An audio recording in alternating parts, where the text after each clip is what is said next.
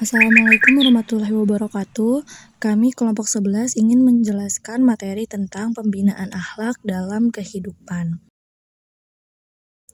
Di sini kami beranggotakan 3 orang. Yang pertama, Rahman Saleh, yang kedua, Nazila Novika, dan yang ketiga, saya sendiri sama Salsabila.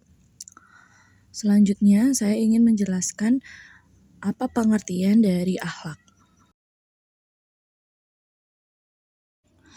Kata akhlak merupakan bentuk jamak dari kata khuluq, artinya tingkah laku, perangai, dan tabiat.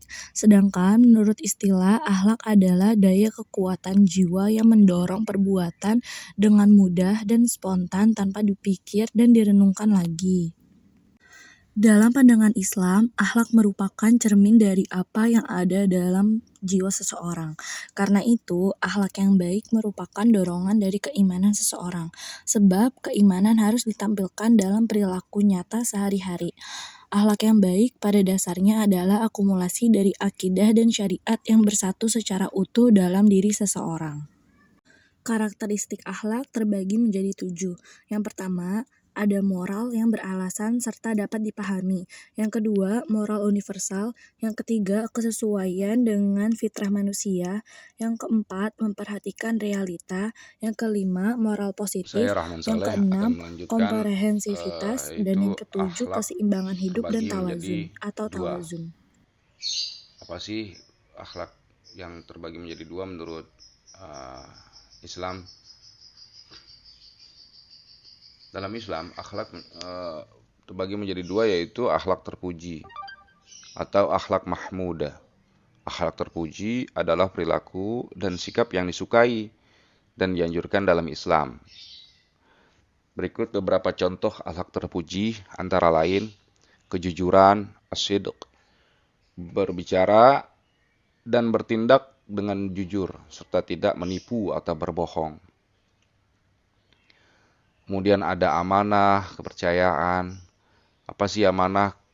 Amanah seringkali kita artikan menjaga kepercayaan yang diberikan oleh orang lain, baik dalam hal barang, informasi, maupun tanggung jawab.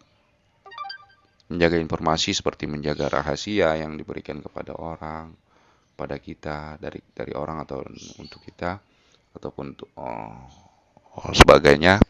Kemudian ada as-sabr, yaitu kesabaran, kemampuan menahan diri dari marah dan putus asa dalam berbagai kesulitan atau cobaan. Begitu kerendahan hati atau tawadhu, tidak sombong dan menghargai orang lain tanpa memandang status sosial. Terkadang ada contohnya, ada orang yang lebih pintar, terlihat lebih pintar dari yang lain, tetapi digunakan untuk memandang orang lain di bawah dia atau lebih rendah dari dia, lebih tinggi daripada orang lain. Itu tidak boleh dalam Islam. Itu gugur semua amalan-amalan soleh, karena masuk dalam kategori sombong mungkin. Mohon koreksi. Kemudian kedermawanan, al-karam, suka memberi dan membantu orang lain yang membutuhkan. Ada juga al-adl, yaitu bertindak adil dalam segala urusan, tidak berat sebelah atau memihak secara adil, tidak mentang-mentang dekat, itu yang satu agak jauh kedekatannya, lebih mementingkan atau lebih mempercayai atau lebih menomorsatukan urusan-urusan yang lebih dekat. Itu tidak baik juga mungkin. Maksudnya berat sebelah gitu. Dalam arti kata berat sebelah, tidak imbang dalam penegakan suatu hal atau keputusan suatu hal. Banyak orang yang memutuskan segala sesuatu, memutuskan sesuatu, bertindak sebagai kedekatan pada dirinya. Kalau nggak dekat, kalau nggak open, kalau nggak ini, gitu. Bukan berdasarkan kebenaran yang terjadi. Kebanyakan begitu. Kemudian akhlak yang dibagi menjadi dua, yaitu akhlak yang buruk atau tercela, atau akhlak mahmud mazmumah. Atau akhlak tercela adalah perilaku dan sikap yang tidak disukai atau dilarang dalam Islam. Beberapa akan kami sebutkan akhlak tercela antara lain kadzib atau kebohongan, khianat, ghadab atau kemarahan, akibir atau kesombongan, al-bukhl, bakhil, kikir, ad-dhulm, az-zalim atau kezaliman. Kebohongan al-kadzib berbohong atau menipu orang lain. Banyak contohnya. Pengkhianatan, mengkhianati kepercayaan yang diberikan kepada orang lain. Mudah marah atau tidak dapat mengendalikan emosi secara baik. Sombong, merasa diri lebih baik daripada orang lain dan merendahkan orang lain tersebut. Ini antonim atau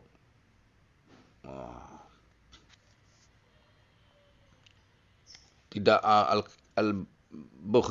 al-bukhli yaitu tidak mau memberi atau membantu orang lain meskipun dia mampu, atau dan lanjutannya tidak berlaku adil dan merugikan banyak orang lain. Jika ditinjau dari sisi kepada siapa kita harus berakhlak, maka dalam hal ini akhlak bisa dibagi menjadi dua, yakni akhlak kepada Al-Khaliq atau Allah Ta'ala. Kedua, akhlak kepada makhluk atau sesuatu yang Allah Ta'ala ciptain. Baik, materi selanjutnya yaitu aktualisasi akhlak dalam kehidupan. Aktualisasi akhlak adalah bagaimana seseorang dapat mengimplementasikan iman yang dimiliki dan mengaplikasikan seluruh ajaran Islam dalam setiap tingkah laku sehari-hari. Dan akhlak seharusnya diaktualisasikan dalam kehidupan seseorang muslim agar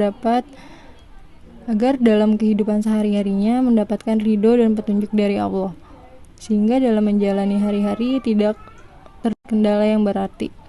Nah, di sini ada penetapan akhlak yang baik dalam kehidupan sehari-hari.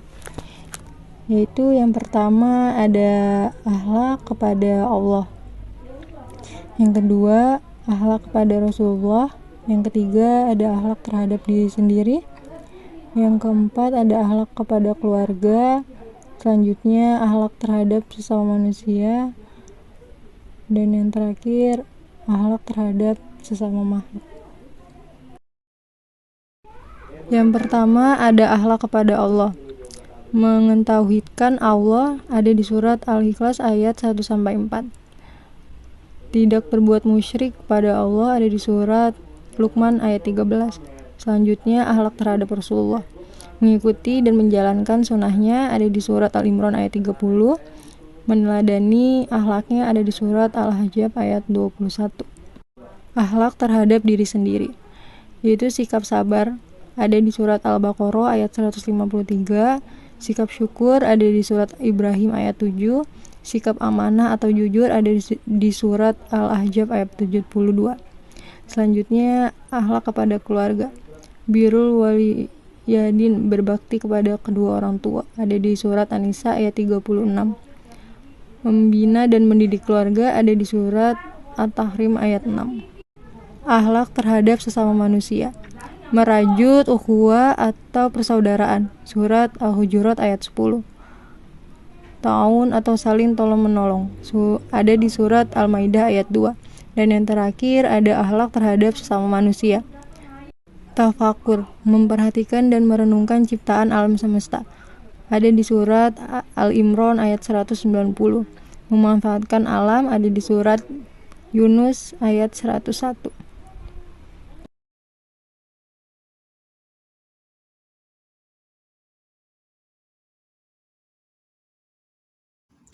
Oke, cukup sekian materi yang kami sampaikan.